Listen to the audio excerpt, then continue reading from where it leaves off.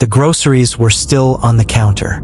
The dogs were locked outside, starving. The children's toys were scattered across the floor, like they had just been playing. And on the night of February 4th, 2010, Michael, Summer, and their 2 little boys simply vanished.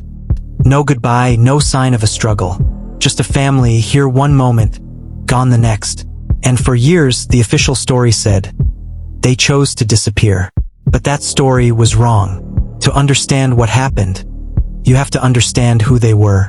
Michael McStay was 40 years old, a builder, provider, the kind of man who worked from home not because he had to, but because he wanted to be present. He ran a small but growing business called Earth-Inspired Products, designing custom water features, fountains that turned ordinary backyards into something almost luxurious. He was ambitious, focused, and by all accounts, succeeding. His wife, Summer, was 43, creative and organized, the kind of mother who documented everything, every birthday, every milestone, every small moment that most people forget. Their marriage, not perfect but real, solid and stable. And their sons, Johnny and Joseph Jr., just 4 and 3 years old. Too young to understand danger. Too young to ever see it coming. In early February 2010, life looked completely normal. School drop-offs, work calls, dinner plans. Nothing felt wrong. That was the last time anyone who loved them would ever say that. On February 4th, 2010, a neighbor's security camera captured something ordinary. The McStay family SUV leaving their driveway. Nothing unusual, nothing alarming. But it would become the last confirmed sighting of them alive at home. Days passed. Calls went unanswered. Messages unread. At first, people assumed they were busy. Then, they started to worry. Finally, a family friend went to check on the house. And what he found didn't make sense. The front door was unlocked. Inside, everything looked normal. Too normal. A bowl of popcorn sat on the kitchen counter, half-eaten. Groceries for a meal were laid out, prepared but never cooked. The stove was off, the food untouched. It looked like someone had paused life mid-action and never came back. The children's toys were still on the floor. A backpack hung neatly by the door. But the most disturbing part wasn't what was there. It was what wasn't. No luggage, no packed bags, no missing essentials. Summer's jewelry still on the dresser. Her journal open. Michael's wallet left behind.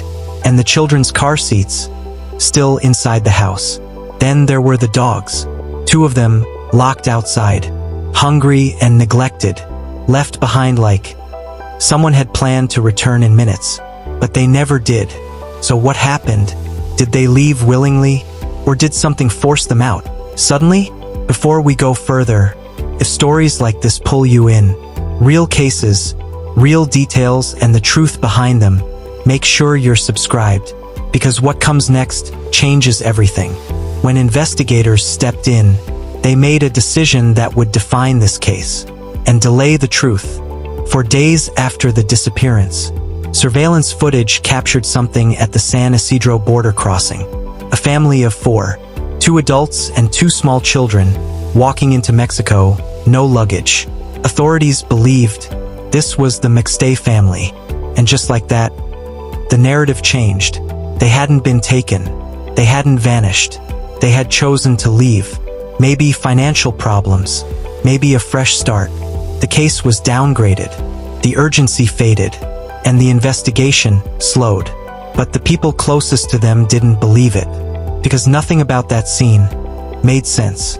You don't leave your dogs to starve. You don't leave your children's car seats behind.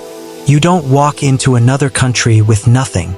They weren't just questioning the theory, they were rejecting it. And they were right to.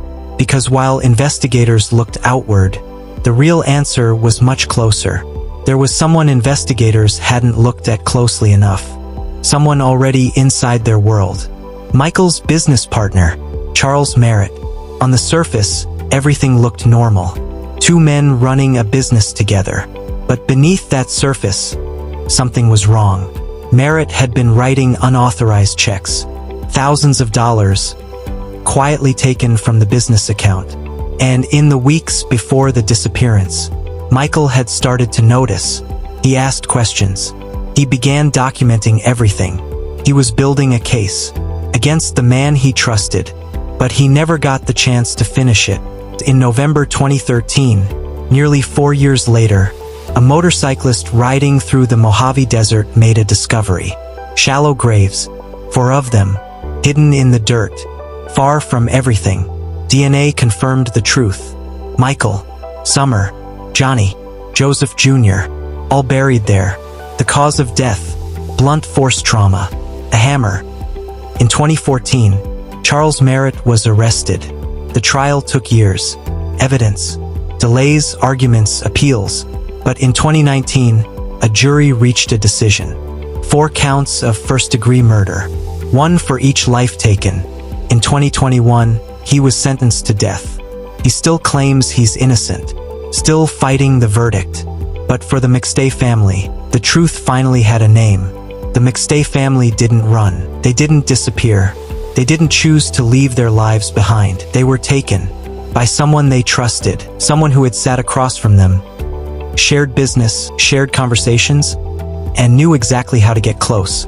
But what makes this case even more disturbing is how long the truth stayed buried. Because the wrong story was easier to believe.